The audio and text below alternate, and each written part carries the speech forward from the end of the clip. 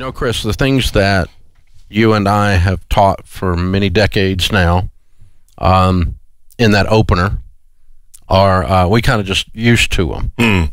You know, we lived that way so long, we don't think about it, and times like these highlight how wonderful it is to be debt-free. Yeah.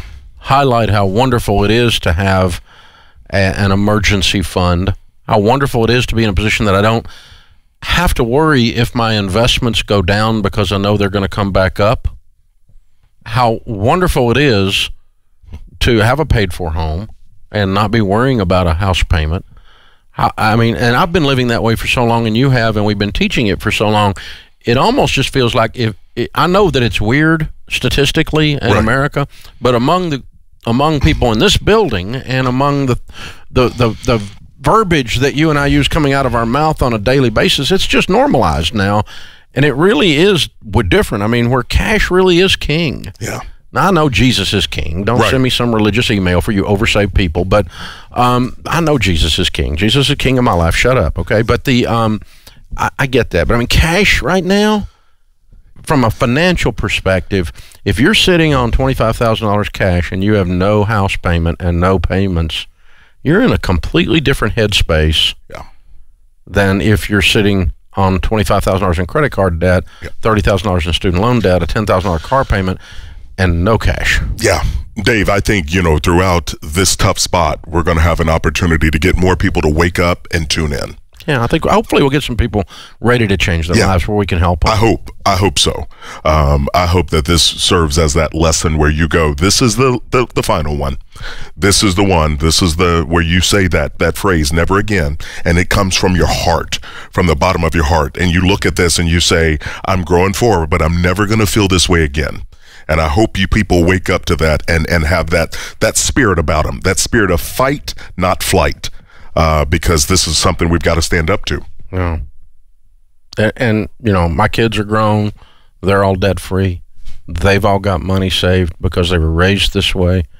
So my grandbabies are okay. I mean, when we say change your family tree, right now, you know what we did last night? We grilled steaks at the Ramsey's, and everybody was there.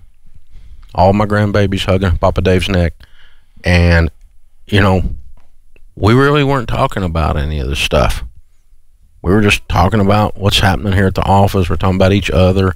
We're talking about things that each of them are doing in their personal lives. Talking about what's happening with each grandbaby. We were not, and I'm not bragging. I'm just saying it's a weird place in the middle of all. It's like you're standing in the middle of a hurricane, and you're inside of a brick house, and you're just calm. And I want that for all of you that are out there listening. Chris and I, we want that for you.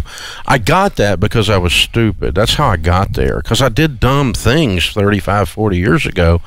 And then when a storm hit, it wasn't a national storm. It sort of was, but it was not as bad as this, but it was a storm hit. The S&L crisis hit, and it changed the bankers and the way they were thinking. And they called my notes, and we lost everything we owned. And I vowed, I had that moment, and it was so painful.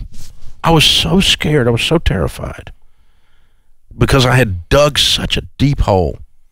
And it was so painful that the lesson was so thorough. And I mean, I want this for you guys. For some of you that are hurting right now, we're going to help you get through it. We're going to walk you through it.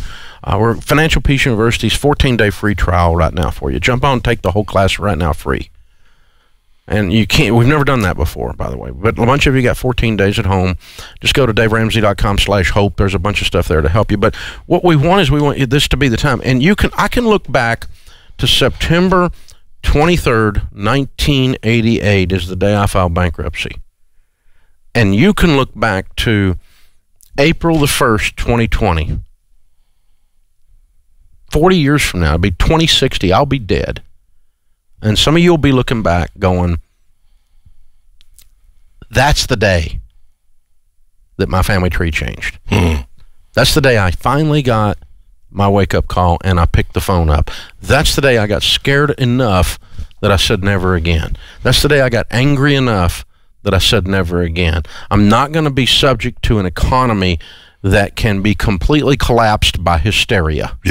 I'm not going to be subject to a series of people losing their minds over things. I'm not going to be subject to a virus that invades our house to the extent that I obviously can't control the medical aspects of it. I don't mean that, but I'm not going to set myself. I'm going to control the controllables so that when the storm comes, I'm like the little pig in the brick house, not the one in the straw house.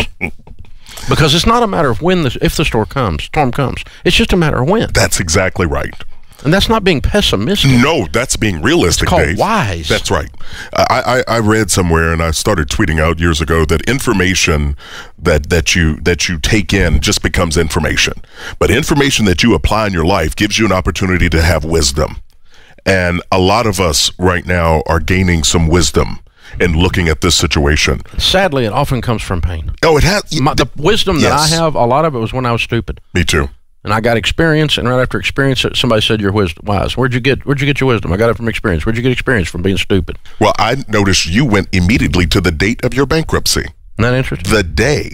Mm-hmm. Huh. Oh, I remember when we filed. Oh, I know you do. I remember how it felt. I remember how my throat was tight. My voice was up 3 octaves because of the stress. My stomach was up in my,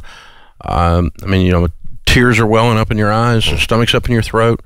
And I'm driving away like I'm driving away from a funeral from that lawyer's office, because it was.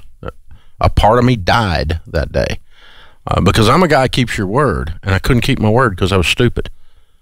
I painted myself in the corner. I got paint on my feet, and it was my fault. Now, people did stuff to us. The outside economy impacted us, but we did not control the controllables because we thought that we could violate these principles and still come out on top. And you can't beat the law of gravity. It'll kick your butt. Yeah, it does. Dave, for the people that are out there right now, potential looming job loss, income cut in half, what are the controllables now? If you got that kind of a thing, you got to look at creating income. Right. Number one. Number two, I'd stop paying extra on anything. I'd stop any baby steps if you're looking at a looming job loss. Right. And I'd pile up cash. And if you got steady jobs, keep working your steps. Right. Right. But if you're a restaurant worker and you're laid off and you're going to go over here and work for Amazon for a little while or Target whoever's hiring, right? There's a lot of people hiring. Until you get back on your feet, then you stop everything right now and you take care of the 4 walls. Food, shelter, clothing, transportation, and utilities. Everything else is on hold. Right, there it is.